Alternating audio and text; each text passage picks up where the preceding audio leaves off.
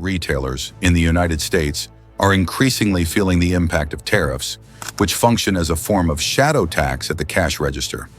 On paper, companies like Walmart and Target may appear to be making a profit, but that facade often hides the reality of the financial pressures they face at the point of sale. Tariffs imposed on imported goods, especially those with high import weights, push up the costs of everyday products, and this is being felt more than ever by both stores and customers. As the second half of the year approaches, both Walmart and Target are expressing caution, not due to a lack of consumer demand, but because of the harsh realities brought on by supply chain issues and tariff policies. This caution is not about profitability. Rather, it's about trying to maintain price stability for customers and preventing their patience from wearing thin. The Trump administration's tariff policies are pushing retail margins higher, and the choices available to retailers are becoming more limited.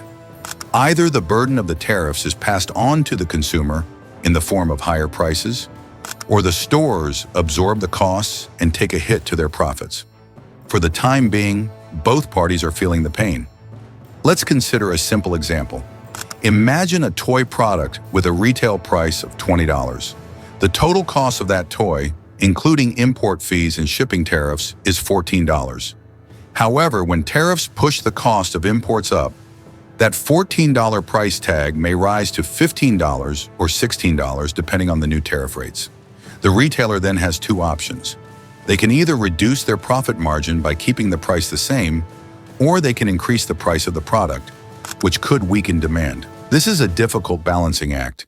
If they choose the first option, they risk reducing their profits for the second half of the year, H2. If they go with the second option, they may face decreased consumer demand due to the price increase. Either way, they are stuck in a tough situation. Retailers like Walmart and Target have been clear in their messaging. They strive to keep prices as low as possible, but they can no longer absorb the full cost of these tariffs. This has become a standard talking point in management meetings, and it reflects the real challenges facing retailers today. The alternative, where the company absorbs the tariffs entirely, would mean sacrificing profit margins. If this happens, there would be no room to invest in new stores, take on inventory risks. If you found this video insightful, don't forget to hit that subscribe button. Stay tuned for more updates and content. We've got plenty more coming your way. The problem is further complicated by unpredictable tariff policies. When the U.S. administration changes the tariff rates without warning or opens up temporary windows, the supply chain can't adapt quickly enough. Shipping slots are often booked months in advance, and production schedules are already locked in. As a result, even if there is a temporary delay in tariff increases, the products that are already in transit or sitting at the port won't be affected. This leads to fewer product options on the shelves and higher prices for consumers. This situation will be most apparent during the holiday season, when many categories, such as artificial Christmas trees, toys, and small household appliances, are heavily impacted by the tariffs. As the cost of goods rises and product variety decreases, customers will begin to see the effects of the tariff policies at the register. Walmart's and Target's ability to keep prices low will be further challenged as they attempt to balance these rising costs.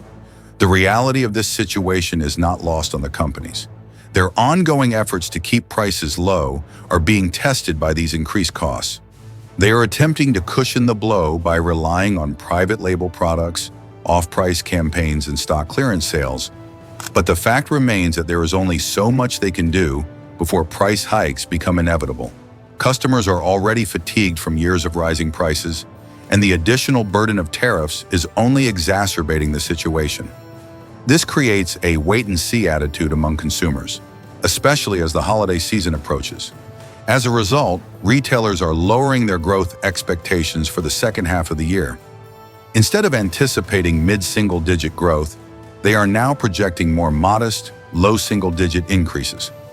Management is using uncertainty as a shield, avoiding directly blaming tariffs in investor calls. While they may not explicitly state it, the message is clear. We're not raising prices. Washington is. The impact of tariffs is not limited to the immediate price increase of goods. Retailers are forced to tighten their logistics, cut promotion budgets, and eventually raise prices in a slow and steady manner. As the costs of imports continue to rise, the supply chain becomes increasingly strained, leading to fewer goods arriving on store shelves. The result is a shadow tax, where the invisible costs of tariffs gradually increase the total cost of goods for the consumer. This dynamic is particularly noticeable in categories with high import volume, such as toys, home decorations, and textiles. The increased cost of raw materials, such as packaging, metal accessories, microchips, and steel, means that even domestically produced goods are affected. These invisible costs add up over time, and the result is higher prices for consumers across the board. It's easy for the Trump administration to suggest that companies should absorb the tariffs, but this simplistic view overlooks the broader consequences. If retailers absorb the costs without passing them on to the consumer, they face the risk of cutting back on employee wages, reducing store hours, and shrinking their product variety. These changes may not be immediately noticeable, but they will be felt by the customer in the long run, and the ultimate impact will be a decline in consumer confidence in spending. So what is the solution? There are a few technical steps that could help mitigate the effects of tariffs on the retail industry. First, scheduling product-specific exceptions for seasonal items, such as toys and Christmas decorations, would give supply chains more stability. Second, simplifying customs duty classifications and providing clear guidelines for customs duties would help prevent delays and confusion.